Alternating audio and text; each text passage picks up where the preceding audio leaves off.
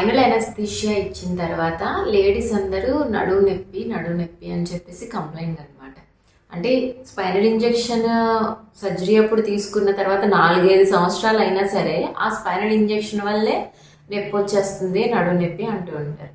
But ఆ spinal injection చాలా thin అనమాట. మనము నార్మల్ చేతికి కంఠానికి చేసుకునే ఇంజెక్షన్ సూది యొక్క థిక్నెస్ కూడా ఉండదు, అంత థిన్గా ఉంటుంది నడుముకి ఇచ్చే ఇంజెక్షన్. సో దానివల్ల అయితే నడుము నొప్పులు రావు.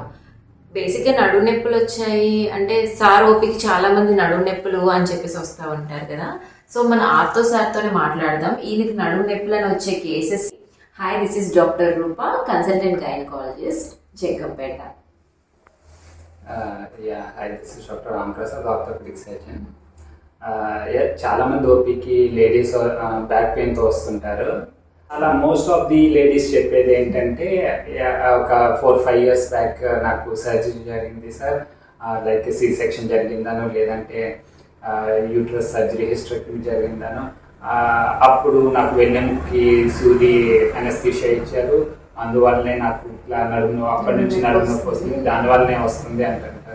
బట్ ఇది కరెక్ట్ కాదనమాట. యాక్చువల్గా నీడిల్ అన్నది స్పైనల్ అనస్థీషియా ఇచ్చే నీడిల్ అన్నది చాలా సన్నగా ఉంటుంది. సో అది జస్ట్ చిన్న మజిల్ పియర్స్ చేసుకుంటూ వెళ్ళి వచ్చేస్తుంది, అదేమి మన బోన్కి ఏమి టచ్ అవుతుంది అనమాట. సో బోన్కి టచ్ అయినా పెద్ద అది లాంగ్ లాస్టింగ్ పెయిన్ ఏమి ఉండిపోదు. సో జస్ట్ మజిల్ పియర్స్ చేసుకొని ఇంజెక్షన్ చేసి వచ్చేస్తుంది. సో దానివల్ల ఇన్ని ఇయర్స్ ఆఫ్ పెయిన్ ఏమి ఉండిపోదు అనమాట. మనకి బ్యాక్ పెయిన్ ఏమన్నా వచ్చింది అంటే అది డ్యూ టు వేరే రీజన్ వల్ల లైక్ పారాస్పైనల్ మజిల్ స్పాజమ్ అని, లేదంటే కొన్ని ఉంటాయి సివియర్ కాజెస్ ఉంటాయి అన్నమాట. కొన్ని డిస్క్ ప్రొలాప్స్ అని, లేదంటే లిస్ట్సిస్ అని, ఇలాంటివి ఉంటాయి. అలాంటి వాటి వల్ల లాంగ్ లాస్టింగ్ బ్యాక్ పెయిన్ ఉంటుంది. అంతేకాని జస్ట్ స్పైనల్ నీడిల్ వల్ల లాంగ్ లాస్టింగ్ బ్యాక్ పెయిన్ ఉండదు. అండ్ ఇంకొకటి ఏంటంటే సాక్రోయిలియాక్ జాయింట్, అందులో ఇబ్బంది ఉన్నా సరే బ్యాక్ పెయిన్ ఉంటుంది. సో మీరు ఇదంతా అపోహ పెట్టుకోని అవసరం లేదనమాట. స్పైనల్ నీడిల్ వల్ల స్పైనల్ అనస్థీషియా వల్ల బ్యాక్ పెయిన్ ఉంది అని ఇట్స్ ప్యూర్లీ ఏ మిత్. అసలు ఎంతమంది చెప్పినా సరే మాకు ఆ వెన్నుముక్కకి ఇంజెక్షన్ ఇచ్చారు, దానివల్లే నడుము నొప్పి. ఫస్ట్ ఓపిక రాగానే చెప్పేది అదే అనమాట, నడుము నొప్పి వస్తుంది, నాకు ఆపరేషన్ అయ్యింది. మళ్ళీ ఆపరేషన్ అయ్యింది ఏదో నిన్న మొన్న ఆపరేషన్ అయ్యింది కాదు, 10 సంవత్సరాల క్రితం ఆపరేషన్ అయ్యింది, ఇప్పుడు వెన్నుముక్క నొప్పి వస్తుంది.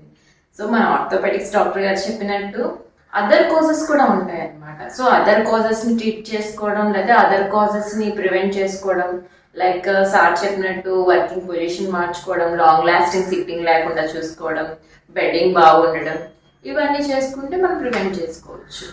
సో ఈ స్పైనల్ నీడిల్ మిత్ అన్నది ఎప్పుడు ఎవరు చెప్పినా మారదు, బట్ ఎప్పుడైనా మార్చుకోవాలి.